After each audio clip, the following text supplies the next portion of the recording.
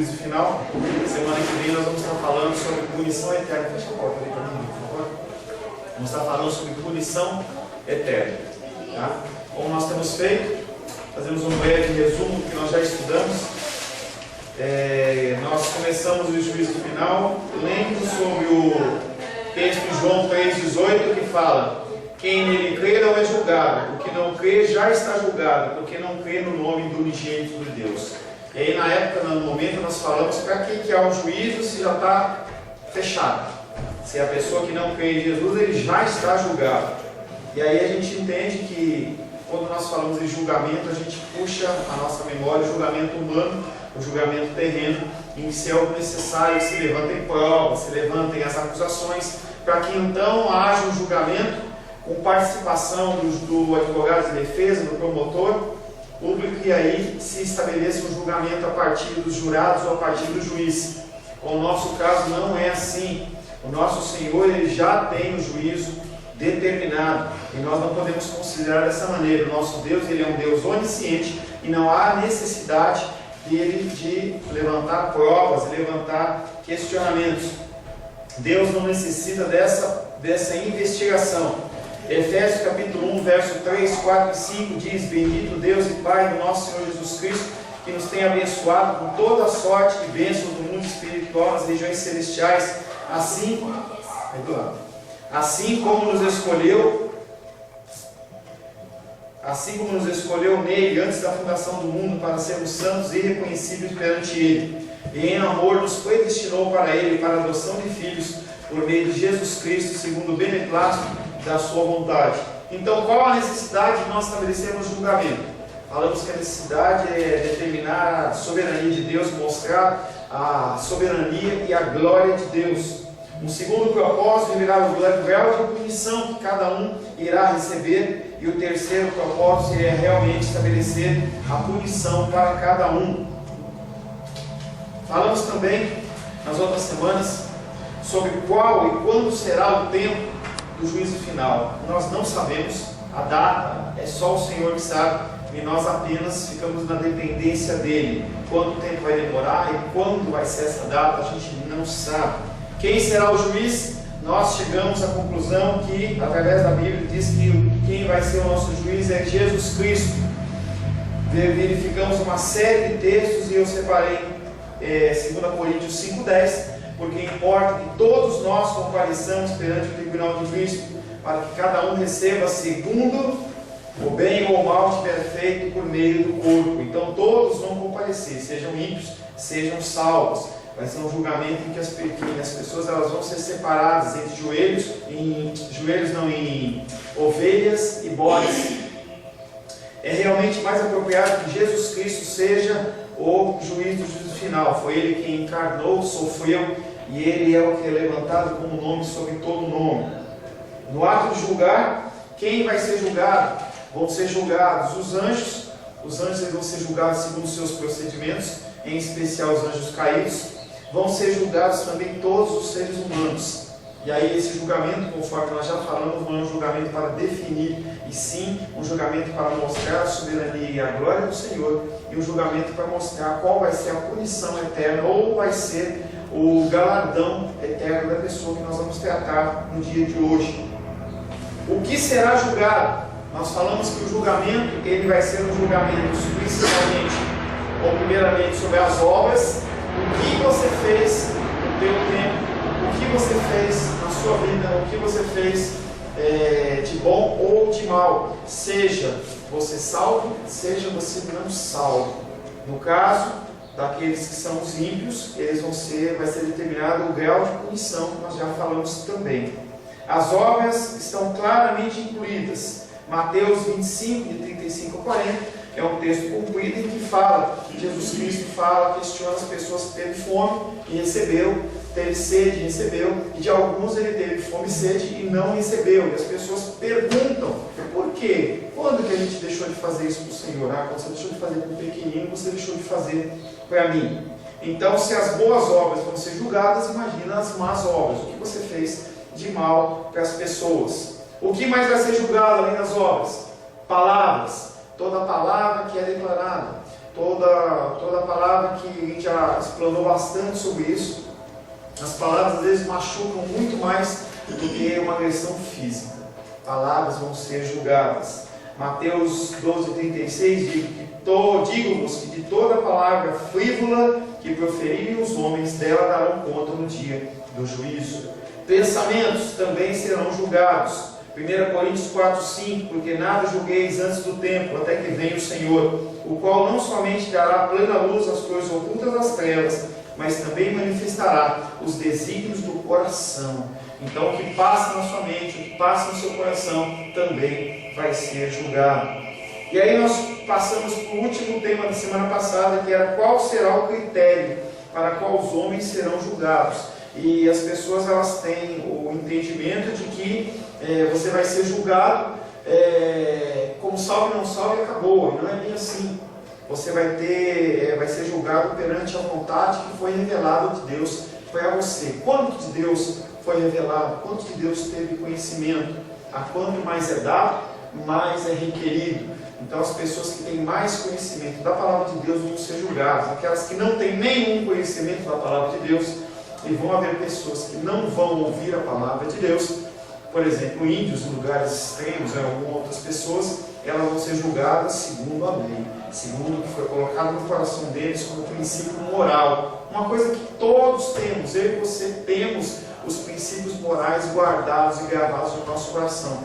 Quando Adão e Eva pecaram, eles tiveram conhecimento do bem e do mal. E esse conhecimento do bem e do mal, para aquelas pessoas que não tiveram revelação do Senhor, vai ser usado em relação a isso. Outras pessoas, até através da natureza. A natureza é também um meio de se determinar e se mostrar a glória de Deus. Nós podemos ver a glória do Senhor manifesta também através da natureza.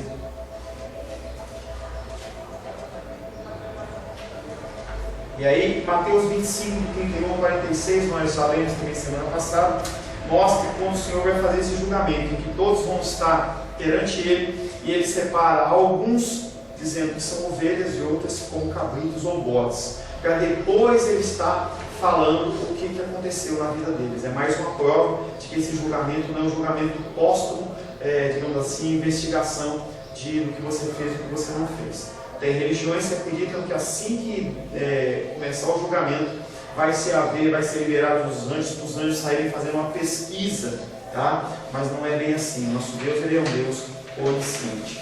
O tema da palavra de Deus no dia de hoje ainda é juízo de Deus, mas é galardão. Galardão é uma coisa que é muito pouco falada na Bíblia, muito questionamento em relação a isso, e na verdade a gente tem apenas suposições. A gente tem vislumbre através de versículos o que Deus vai ter no momento póstumo. E aí eu pergunto para você, galardão vai ser para ímpio? Não. Ímpio recebe galardão? Não, galardão é um prêmio, tá? É um prêmio. Então basicamente, a gente vai estar falando mais específico, mas basicamente você vai estar... Deus vai medir o que Ele entregou nas suas mãos, o que você foi revelado para você, você teve uma vida tranquila, então vai ver tudo isso aí, e o que você produziu. É aquela parábola das minas, você recebeu 5 minas, quantas você ganhou na sua vida? Você recebeu 10, você fez o que com isso? Parábola dos talentos, mesma coisa. Você recebeu uma parcela, o que você fez com isso? Galardão, sem dúvida a salvação é dada totalmente pela graça. Entenda que apesar de você ser comissionado a obras, a salvação ela não é pelas obras, apenas o prêmio do galardão. A salvação é dada totalmente pela graça. Mesmo assim, a Bíblia indica que haverá diferenças de galardão ou de prêmio a ser recebido pelo povo de Deus no dia do juízo. Isso vai acontecer no dia do juízo. Lucas capítulo 19, versos 12 a 19. Abre aí.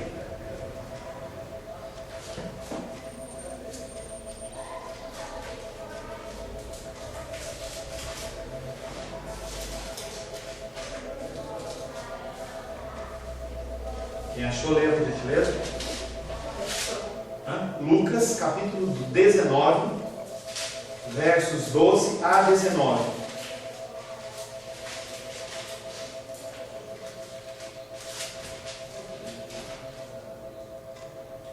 então disse: certo homem nobre partiu para uma terra distante, com o fim de tomar posse de um reino e o altar. Chamou 10 servos, seus, confiou-lhes 10 minas e disse-lhes: negociai até que eu volto. Mas os seus concidadãos o odiavam e enviaram após ele uma embaixada, dizendo: não queremos que este rei reine sobre nós. Quando ele voltou, depois de haver tomado posse do reino, mandou chamar os servos a quem deram o dinheiro, a fim de saber que negócio cada um teria conseguido. Compareceu o primeiro e disse: Senhor, a tua mina rendeu 10. Respondeu o Senhor: muito bem, servo bom. Porque foste fiel em pouco, terás autoridade sobre 10 cidades. Veio o segundo dizendo: Senhor, a tua mina rendeu 5. A este disse: terás autoridade sobre 5 cidades. Veio então outro dizendo: eis aqui, Senhor, a tua mina, que eu guardei embrulhada no lenço. Pois tive medo de ti, que és homem rigoroso, tiras o que não puseste e cevas o que não semeaste. Respondeu: servo mau, por tua própria boca te condenarei.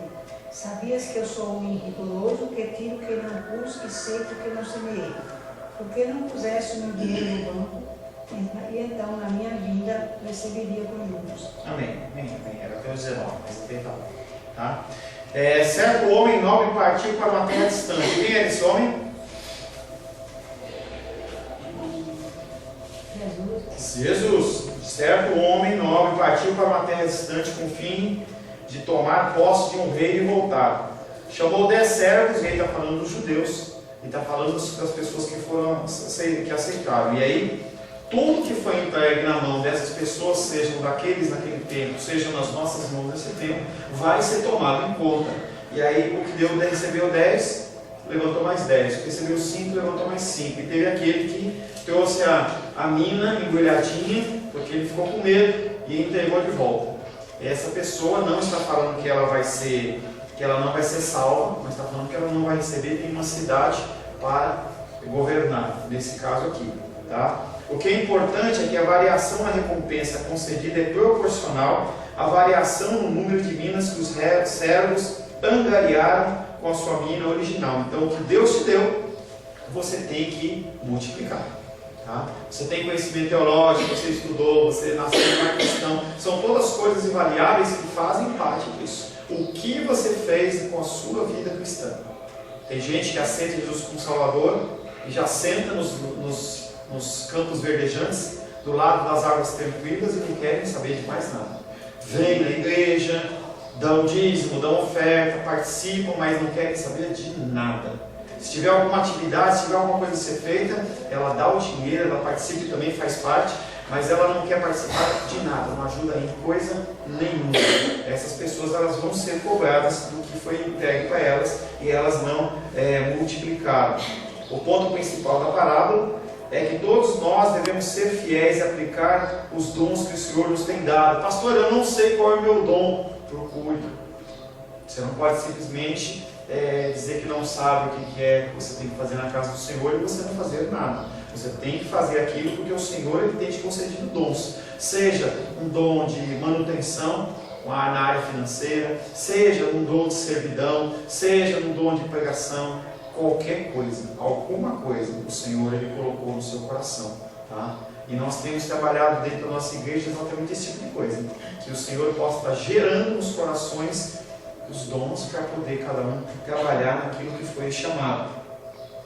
Parece que o detalhe adicional de 5 cidades, 10 cidades tem pelo menos alguma significância. E também é interessante observar que nesse caso a recompensa parece ser uma questão de responsabilidade aumentada do que simplesmente um gozo maior. Quando vier a nova Jerusalém e Jesus Cristo vier realmente tomar posse do reino dele, nós vamos ser responsáveis. Né? Tem algumas pessoas que pensam que você vai ganhar um par de asas e aí você vai ficar o tempo inteiro só cantando e dançando. Não é bem assim. Tá? Então vão ser estabelecidos novos reinos, novos governos, e as pessoas que são submissas ao Senhor, elas vão cuidar dessas cidades. Está falando muito mais em responsabilidade do que qualquer outra coisa. Como que vai ser isso, pastor? Não tenho a mínima ideia.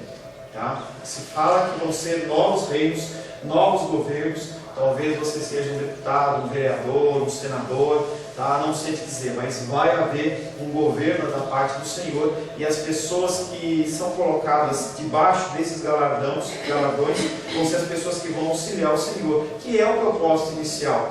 Deus, Ele é Espírito, e essa terra que foi construída e foi gerada pelo Senhor, constituída como boa, ela vai ter que ser governada por seres humanos, o corpo glorificado ou não. Então a função nossa vai ser uma função de governo na terra.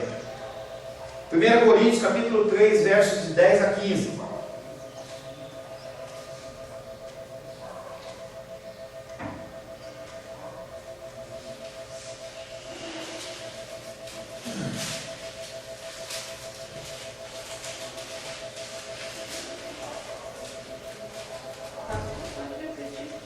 Coríntios, capítulo 3, versos de 10 a 15.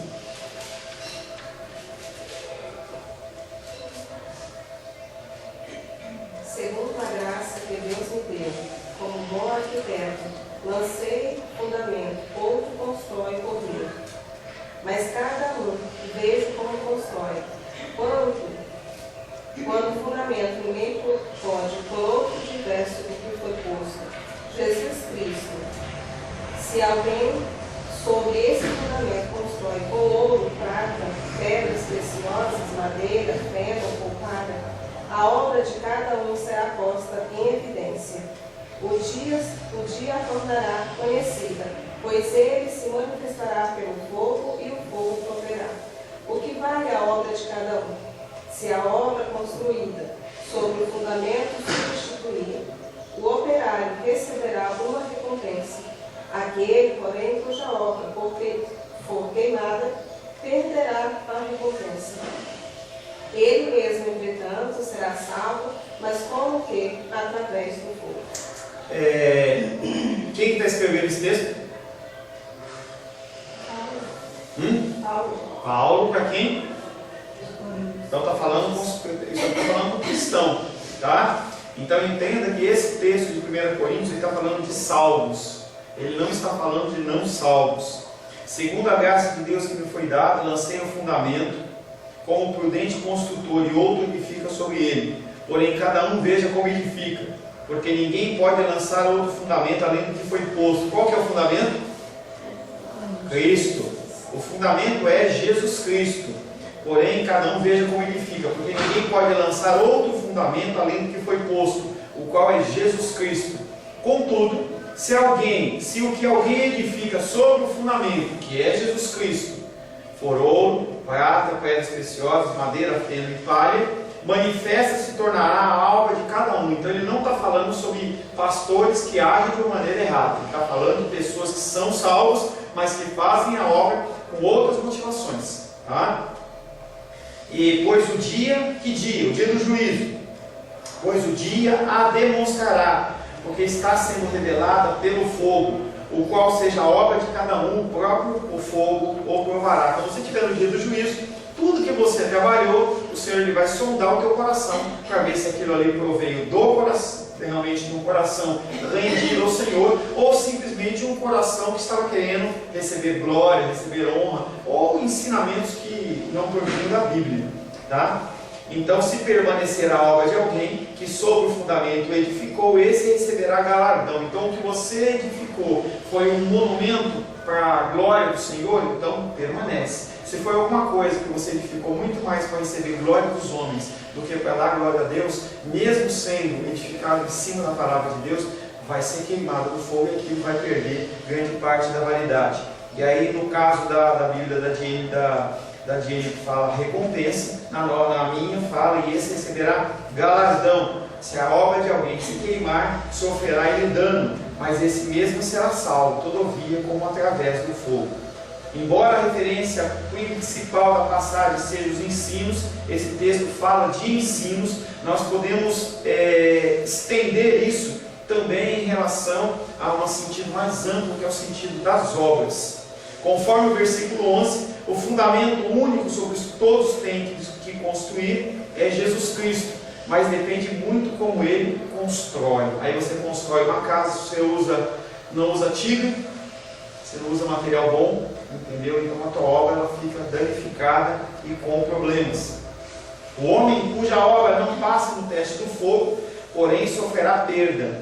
O que quer dizer a perda? Não pode significar a perda da salvação. No versículo ele fala, mas esse mesmo será salvo. Mas ele está falando sobre algo que é a perda do galardão, que seria essa recompensa. Este homem é salvo como alguém que escapou por entre as chamas. Quando pega fogo, você escapou, tudo se perde. Você apenas sobra você. Ou então sobra uma coisa ou outra. Você estava vendo uma postagem no Facebook lá que pegou fogo na casa da pessoa e aí só sobrou a Bíblia. Eu não sei, essas coisas são, para mim, são muito mais montagens do que qualquer outra coisa, né? Mostra o som todo derretido lá e a Bíblia aberta. Mas não importa, o que importa é que vai ficar apenas as coisas que foram edificadas sobre Cristo. A perda que este homem sofre tem de ser uma perda de galardão. Parece óbvio que essa passagem fala sobre um galardão que alguns crentes recebem e outros não. Pessoas salvas vão receber galardão e outras não vão receber galardão. Tudo dependendo dos frutos que a tua vida cristã, a tua vida espiritual assim o conceder.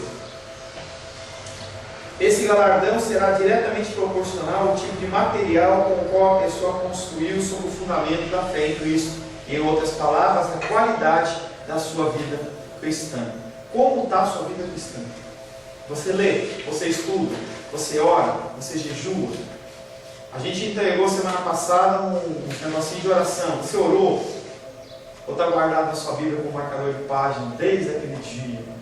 Eu vou falar isso à noite também, quando a gente estiver centrado, porque nós vamos estar trocando os motivos de oração. As pessoas elas passam por cima da vida espiritual com muita facilidade, porque simplesmente a vida do dia a dia ela é mais corrida, ela é mais importante, ela é mais urgente. Você não pode deixar de fazer as coisas no dia a dia. Você tem que dar prioridade a elas. Nós, como seres humanos, fazemos isso. Está claro que haverá tais galardões para os crentes. Jesus frequentemente menciona galardões. Mateus capítulo 5, verso 11 e 12. Mateus 5, do 11 e 12.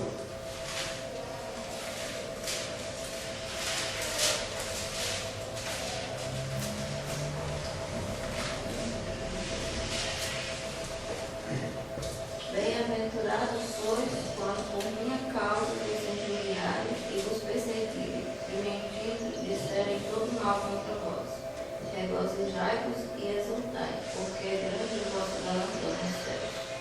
Pois assim perseguiram os profetas que vieram antes de nós.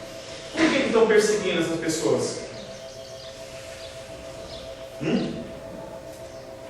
Bem-aventurados sois quando por minha causa vos injuriarem e vos perseguirem. O que essas pessoas estão fazendo aí?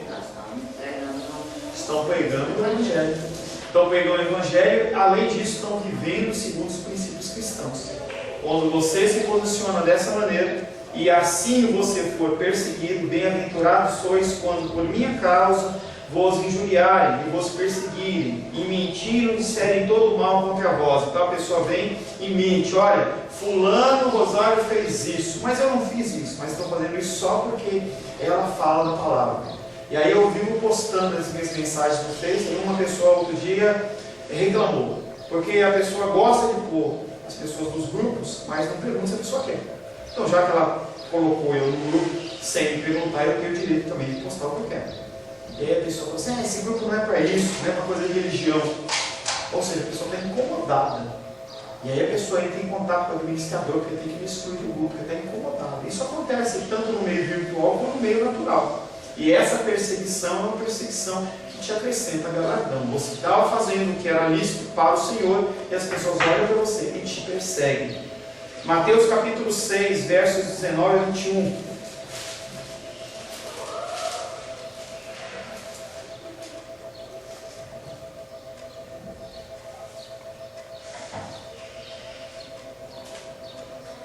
Não ajuntei para vós tesouros na terra, onde a caça e o caruncho os come, e onde os ladrões arrombam e roubam.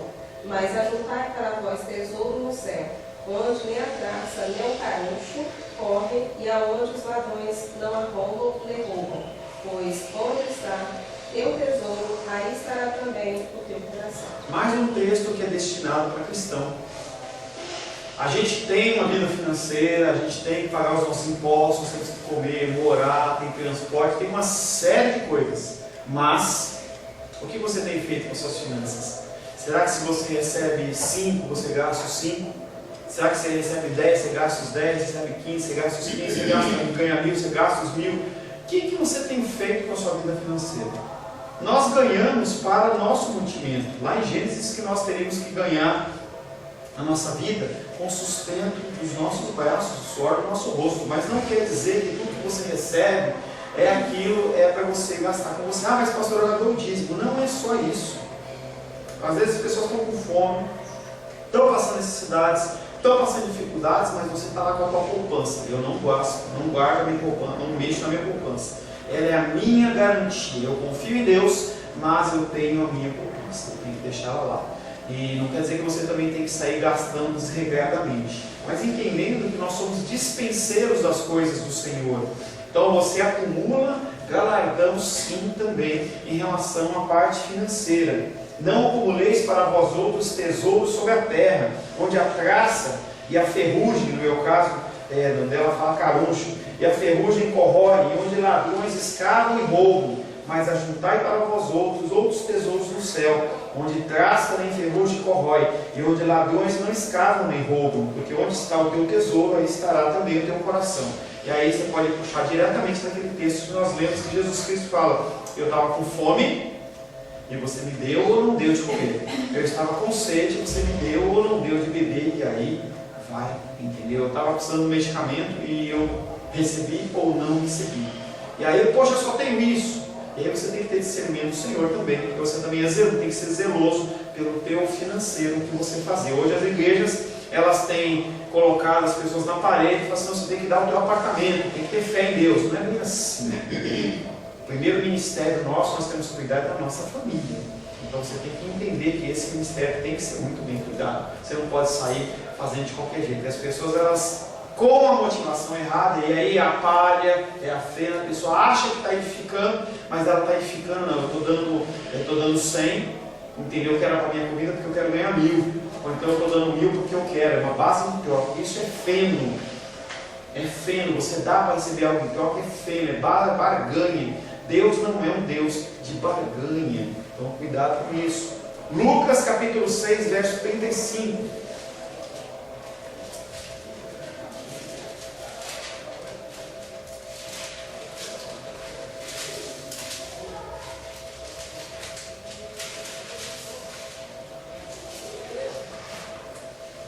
Lucas o quê? 6,35.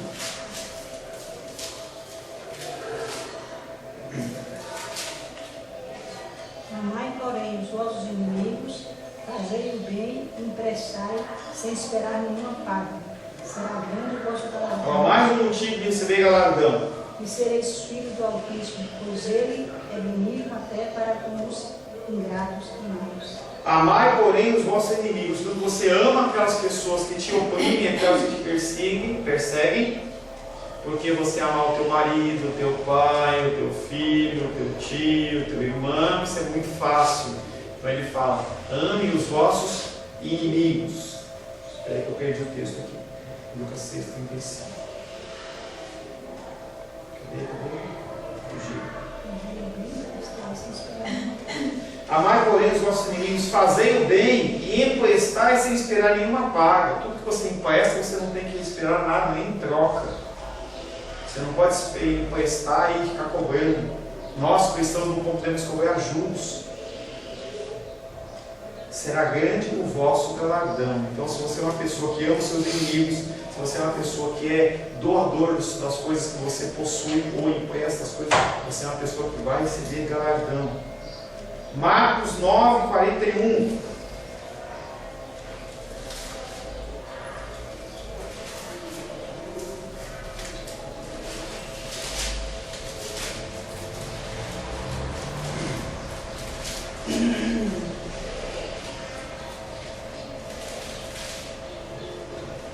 Porquanto aquele que vos der beber um copo d'água em meu nome, porque sois de Cristo.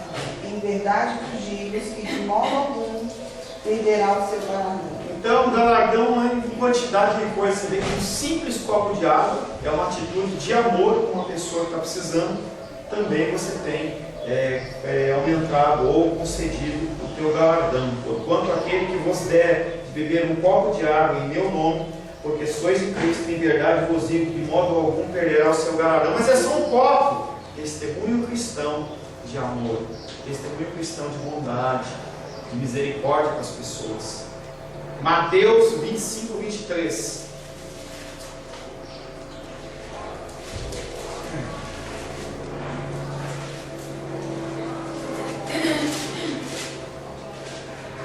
Disse-lhe o Senhor: muito bem, servo bom e fiel. Fosse fiel no pouco, sobre o muito te colocarei. Entra no gozo do teu Senhor. E aí ele falando da parábola dos talentos, em que as pessoas são fiéis, mais ou menos igual aquela parábola das minas. Então, a fidelidade que o Senhor tem dado, o que o Deus tem concedido para você, você tem multiplicado ou você tem apenas usado para a tua satisfação, para a tua vontade, para o teu querer. Jesus deixa bem claro que tais galardões são imerecidos. Mas pastor, tudo que eu faço ele não é sem merecimento? Sim, porque a nossa tendência é uma tendência má e pecaminosa. O Senhor ele fala que nossas boas obras são como trapos de imundícia. Então, apesar de tudo isso, são imerecidos, sendo dons da graça de Deus. Lucas 17:10. Nós temos a responsabilidade, mas o merecimento não é nosso. Lucas 17, verso 10.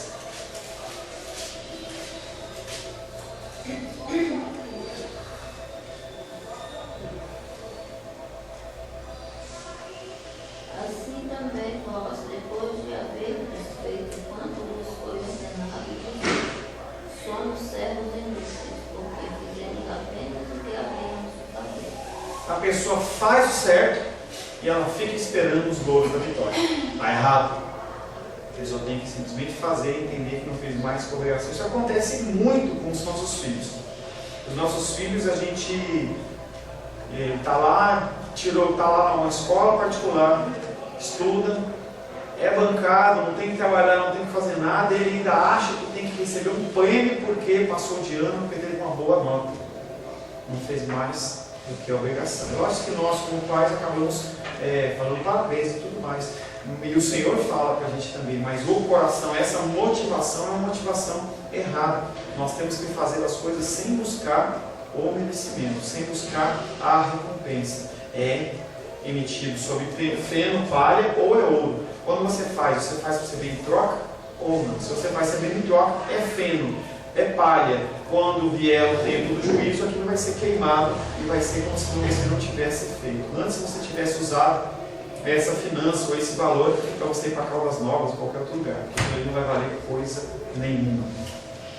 A relação entre as nossas obras e o nosso futuro galardão não deve ser entendida de modo mecânico, no sentido de troca. Eu faço, então eu vou contabilizando. Quando eu chegar no dia do juízo, ó Deus, eu fiz isso, então eu tenho direito. É uma coisa que eu tenho direito. Não. O nosso galardão deve ser entendido de modo mecânico, mas nossa devoção a Cristo e ao serviço do seu reino aumentam a nossa capacidade de desfrutar as bênçãos, não desse reino, mas daquele reino. O nosso olho não tem que ser nessa vida, e sim naquela vida. Já dei várias vezes esse exemplo, vou dar mais uma vez. Nós, como pessoas que somos dispenseiros das nossas finanças, se nós tivéssemos um bom investimento, nós faríamos porque a gente recebe um bom retorno. Por que hoje, em vez de a gente usar a nossa vida olhando, vislumbrando o reino eterno, que vai ser uma coisa eterna, a gente investe nessa vida em que a gente vive pouquinho? Quantos anos você vai viver? 30? 40? 50? 60? 100? 150? O que é isso perante a eternidade? Nada. Então nós temos que vislumbrar o reino que há de vir, e não o reino de hoje. Finalizando a respeito do juízo de Deus, fazemos 4 observações a respeito desse juízo de Deus. Primeiro, a história do mundo não é uma sucessão infinita de ciclos sem sentido, mas é um movimento em direção a um alvo. Às vezes as pessoas acham que elas estão aqui e não tem nenhum propósito, nenhum sentido. Ser ou não ser, eis a questão. A pessoa, Shakespeare, ele está lá fazendo aquelas elucubrações dele com a caveirinha na mão e ele fica questionando ser ou não ser, sou ou não sou, faço ou não faço. Outros ficam, para que eu vim? Para que eu estou vivendo? Qual que é o motivo? E aí a pessoa acha que aquilo ali é um ciclo, tanto que a doutrina espírita é um ciclo, você fica sempre tentando melhorar, voltar melhor. O nosso ciclo não é um ciclo sem noção, ao léu, não é o tema do Zeca Pagodinho que diz, deixa a vida me levar, a vida leva eu. Não é. A tua vida tem um propósito, tem um alvo, tem um lugar onde você tem que chegar. Como você vai chegar? E aí eu lembro de uma ilustração que eu uma vez ouvi, em que a pessoa falava assim, você vai chegar nesse lugar, nesse ponto, porque Deus assim determinou. Agora você vai chegar cheio de dores, cansado, carregando um saco de batata, ou você vai chegar sorrindo, porque você cumpriu o propósito do Senhor. A história do mundo não é uma sucessão infinita de ciclos sem sentido, mas é um movimento em direção a um alvo. No caso, esse dia do juízo ou a plena satisfação em Cristo. Segundo, o dia do juízo revelará finalmente que a salvação e a felicidade eterna dependerão do relacionamento da pessoa em questão com Jesus Cristo. Tudo gira em torno do seu relacionamento com Cristo.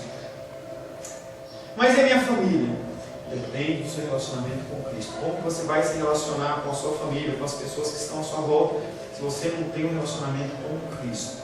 Por que as pessoas brigam, discutem? Porque o relacionamento com Cristo deles está fragilizado. As pessoas buscam satisfação dos seus desejos, das suas vontades, e não olham para o próximo. Qual era a principal motivação do Senhor? Servir. O Senhor, ele não veio para ser servido, mas ele veio para servir. E nós, como filhos dele, como pessoas cristãos, nós temos que agir segundo ele agiu. O dia do juízo revelará finalmente que a salvação e a felicidade eterna dependerão do relacionamento da pessoa com Jesus Cristo. Terceiro, o dia do juízo é inevitável. Você não pode postergar ele, você não pode retardar ele, você não pode faltar ele. Você pode faltar no dominical, você pode faltar no culto, você pode faltar no cinema, no casamento, mas o dia do juízo não tem jeito. O oficial de justiça te pega pelo braço e ele te leva. O dia do juízo é inevitável e enfatiza a responsabilidade do homem por sua vida. Nós temos uma responsabilidade. Deus determinou, Deus governa, Ele é soberano, mas nós temos uma responsabilidade. E afirma a seriedade da luta moral na vida de cada pessoa, especialmente na vida do cristão. E nós temos vivido no nosso Brasil, no nosso mundo, no planeta Terra, uma vida de degradação espiritual, emocional. Se você começar a observar com olhos da lente da palavra, você vai ver que a coisa está bagunçada. O ser humano criou uma polêmica enorme em cima daquela novela Babilônia, porque aquelas duas senhoras se beijaram no ato de lesbianismo, mas a novela que vai depois dela, que é um negócio lá, mostra o relacionamento de intimidade sexual entre a filha e o padrasto, e ninguém fala nada. É book rosa, é pornografia, um negócio liberado, e ninguém fala nada. Cadê os cristãos? Ninguém fala nada. Será que os cristãos já foram dormir? O dia do juízo é inevitável e enfatiza a responsabilidade do homem por sua vida e afirma a seriedade da luta moral. E moral não é só sexo não, hein? Todas as áreas. Justiça, seriedade, se você é uma pessoa correta no trabalho, se você é uma pessoa que é contratada para executar um trabalho, em vez de você fazer, você faz outras coisas, mesmo ler a Bíblia. Você não é contratado no seu trabalho para ler a Bíblia no horário de trabalho. Está errado. Está errado. Quarto, o dia do juízo significa um triunfo final de Deus. Isso no tempo cronológico, dentro do tempo de Deus já aconteceu. O dia do juízo significa um triunfo final de Deus e de sua obra redentora na história, ou seja, a conquista final e decisiva sobre todo o mal, revelação final da vitória do Cordeiro que foi morto. O dia do juízo revelará que, sem sombra de dúvida, a vontade de Deus ao final será executada totalmente e e perfeitamente. Naquele dia, as pessoas vão olhar e falar assim: realmente existe um Deus.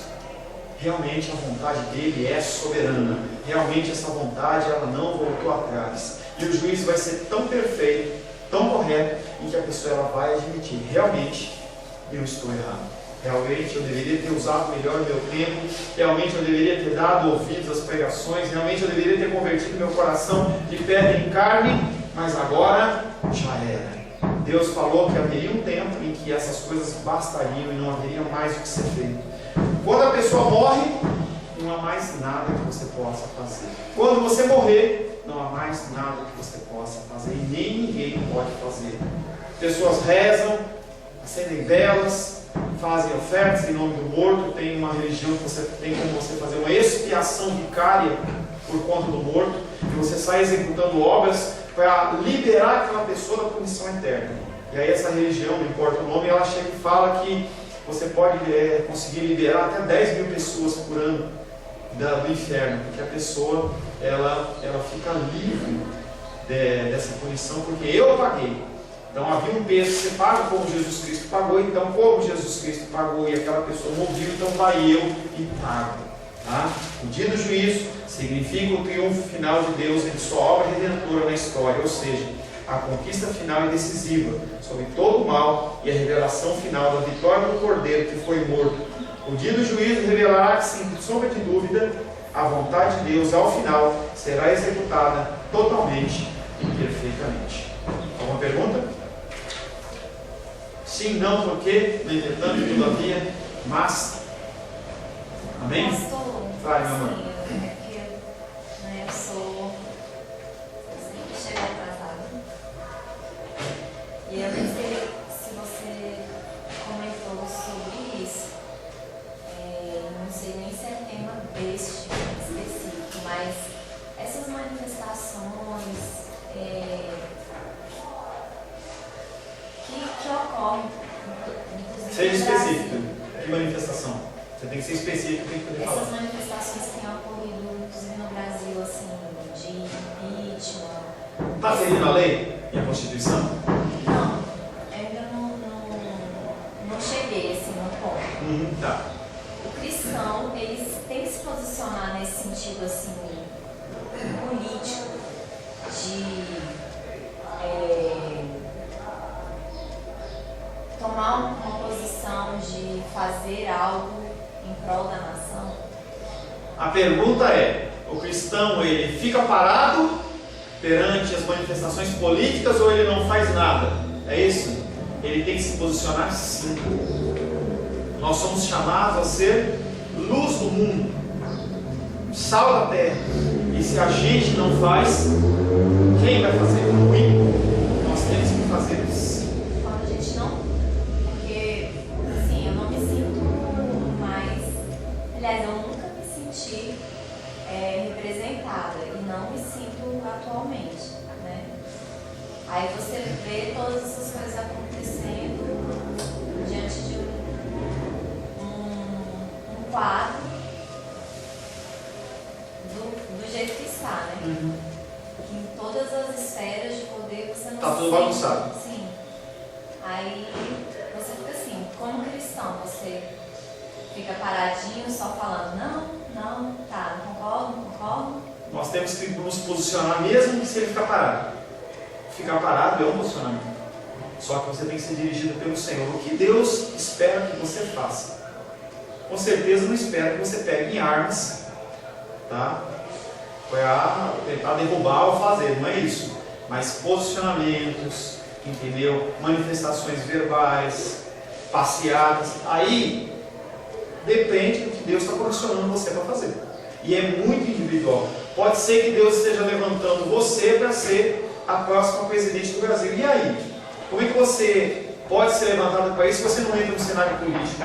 Porque o certo era que nós, como cristãos, estivéssemos em todas as esferas do governo. Nós fôssemos presidentes do Supremo, ou não, presidentes, fôssemos senadores, deputados, vereadores, prefeitos, todas as esferas, juízes, desembargadores, porque se você faz esse tipo de procedimento pautado na palavra de Deus, você está executando o propósito. Agora, se eu não sou chamado, a gente vê muito.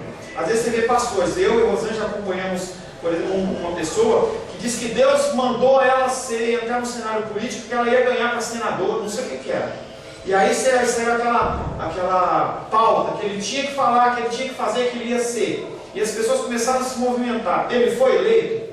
Não. Foi retaliação do diabo? De maneira nenhuma. Quem que pode ser? Quem que eu dava para manifestar, para ele?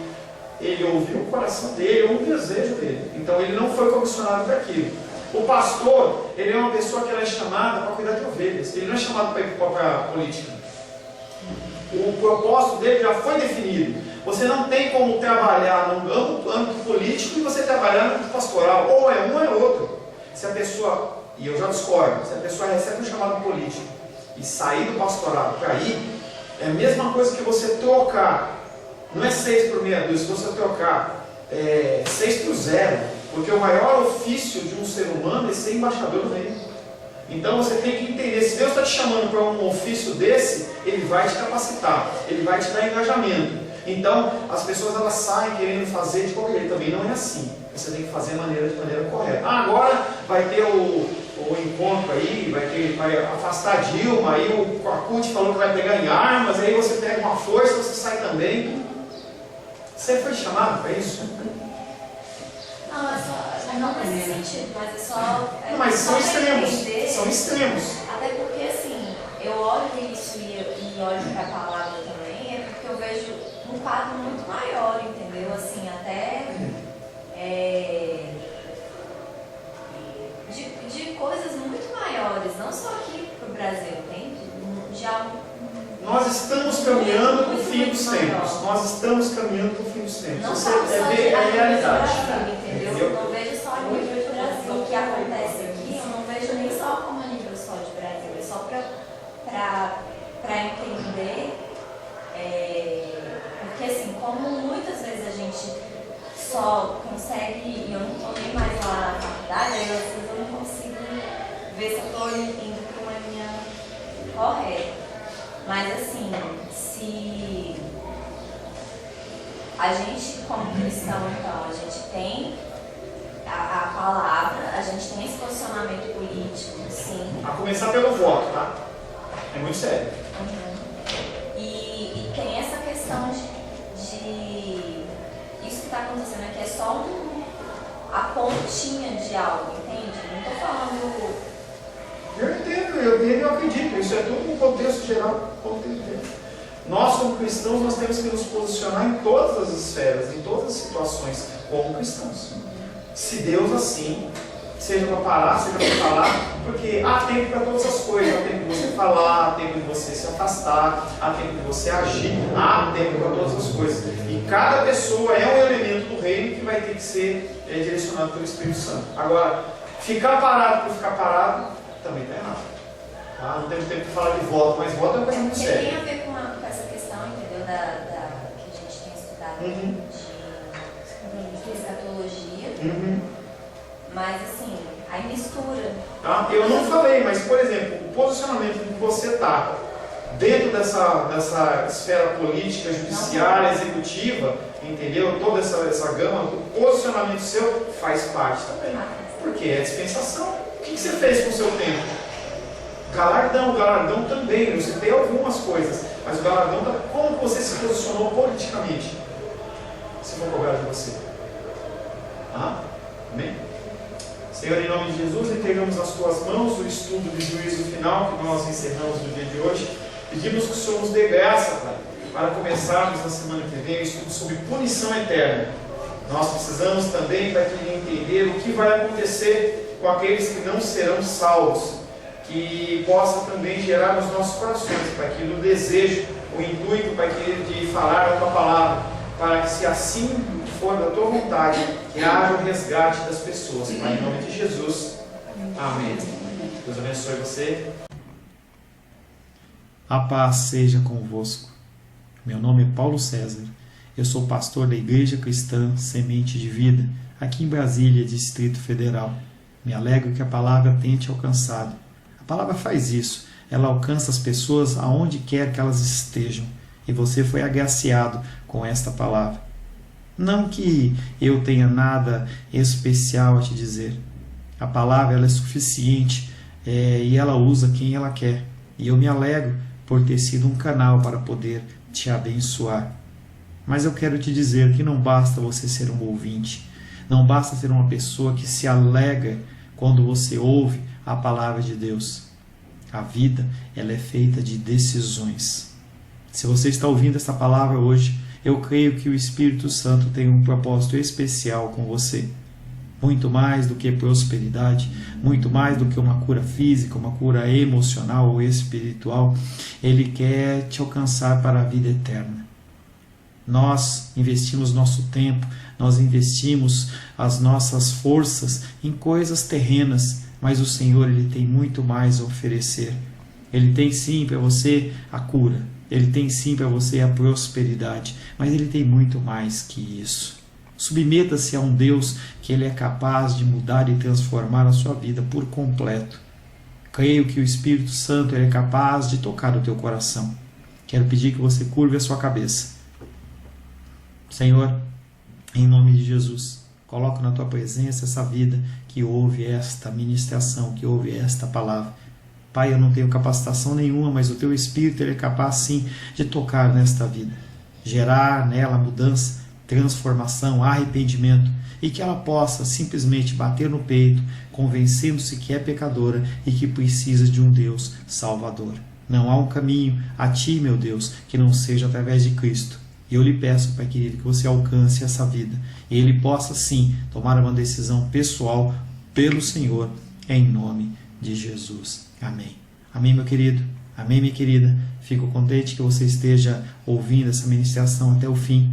E peço que você não se limite a ouvir os cultos pela internet. Você procure perto da sua casa uma igreja, um lugar que proclame a palavra do Senhor. Eu oro para que o Espírito Santo te direcione nessa busca, porque muita coisa tem sido oferecida que não é o Evangelho. Eu abençoo a sua vida em nome de Jesus. Amém.